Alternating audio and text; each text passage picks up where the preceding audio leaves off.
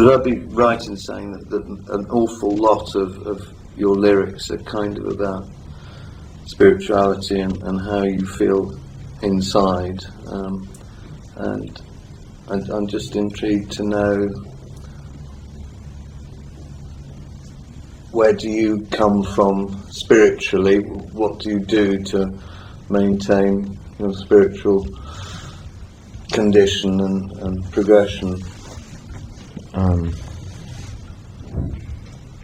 I think most religions have some kind of space that they've set up in whatever manner where you afford yourself, or you're being told to afford yourself a space to meditate. So even I'm not a big fan of the Western religions, Catholicism. I was raised Southern Baptist, but even so, those religions always have that space where you have to go to confession. You have to sit in a box and vent for a few minutes and take a deep breath, or you have to sit on your knees and pray. And that's what it's all about. It's almost like the Eastern religion. It's the same thing. It's getting into a lotus position and clearing your mind and just breathing for a few minutes and really making a space for yourself. So I think that can be found anywhere as long as you have intent for it to be that. For me, it's, my friends are always complaining that I take long, hot showers. Well, it's one of the few spaces that you can have by yourself with no interference with the water pounding and kind of drowning out all sounds and the heat, and you just close your eyes and all of a sudden the hot water runs out. You're like, how long have I been in here? So it's that kind of a space that you have to afford yourself every day as an artist. So if I have a spiritual side, it's about trying to be as honest as I can with my words, with the experiences, because if they're going to translate at all, they have to resonate on some level with the pure friction of what went on, whatever that might be. You have to get that onto paper, and not so much worry about the consequences of it. Because it is friction, and it is your point of view of the friction, you're going to get some flack from people if they recognize that the friction was about them, or not. They might appreciate it that you helped them work through it as well. But the combination of trying to be honest with that and then finding your place to pray every day, whatever that is, just find some space to breathe. I guess that would be my spiritual side. I see quite a lot of stuff on the websites to do with the occult and Abramelin and Enochian theorem and all that. Is that? That's more Danny. Danny's more into the Enochian stuff. I appreciate it, definitely. I've studied world religions and have dabbled in some of the Crowley stuff, but read up a lot about the Templars and Rosicrucians and the original Freemason movement. I mean, it's like a huge pool of ideas, basically, and a lot of those specific ideas have been kind of downtrodden quite a bit, and unfortunately, there's a lot of creative stuff in there, that could be really appreciated by a lot of people that wouldn't necessarily go and look because it's been given like a bad facade or whatever. So it's just kind of like a massive, anything with new, fresh ideas, different ways of, creating images or sounds is positive, A lot of these artists, a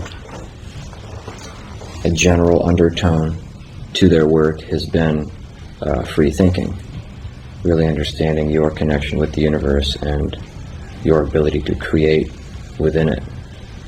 And that's definitely a danger in most people's eyes. So when you're speaking of people like Crowley or, say, Stanislav Tsiolkovsky,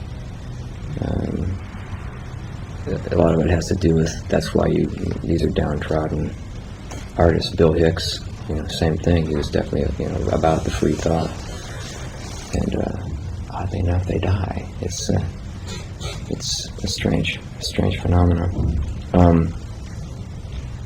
So I think that's why, that we kind of resonate with that ideal, where you're really trying to push the idea of free thinking and your ability to create. If there was a single sort of core tool element, would it be think for yourself? Yeah, absolutely. Yeah. And the think for yourself part works to a point, but when somebody's telling you to think for yourself, it's it's like a snake eating its own tail. Think for yourself. All right. We're all individuals. But I mean, it's there's more to it than that. If you just start really delving into the world religions, you start seeing a lot of patterns within them that have to do with a bigger picture of consciousness and your energy within all of that. And I think that's why Danny's really into the ritual magic stuff, because I think Crowley was really into particular movements and rituals and positions and whatnot that could actually unlock doors, and you see into different realities in a way. And it's exactly like, I know it doesn't sound like it's exactly like, but there's a friend of mine who was into Qigong and Tai Chi. And he had an amazing master that he studied with. Very quiet man who almost wouldn't give anything up, just kind of gave you basic stuff. You would go to him every, 3 times a week, doing these positions and poses, and he always kind of wondered, what the fuck is this stuff about?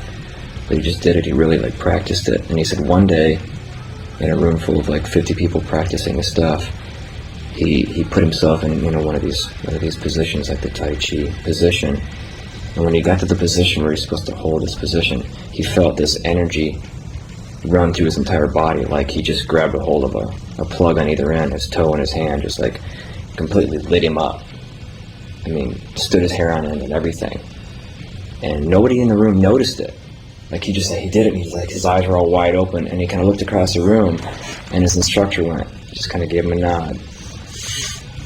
And that was it. That's all they gave him. You know what I mean? So it's the same kind of thing. It's a discipline where you really can unlock some other stuff if you just open yourself up to it and explore. And I think, and we hope that that's what we're trying, doing with the music is bumbling around in the dark until we all come together like monkeys typing on a typewriter, and all of a sudden we just come up with the right thing that ends up being that thing that really the light just kind of comes through. And I don't know that we've done it yet. I think that we're on the path, and that's what people recognize, is that we're on that. We are the monkeys bumbling around typing on the typewriter, these idiots stumbling around in the dark trying to find the doorway. So it's appreciated for those who are going through a similar process on some other level, where they're also doing the same thing somewhere else. They appreciate what we're trying to do.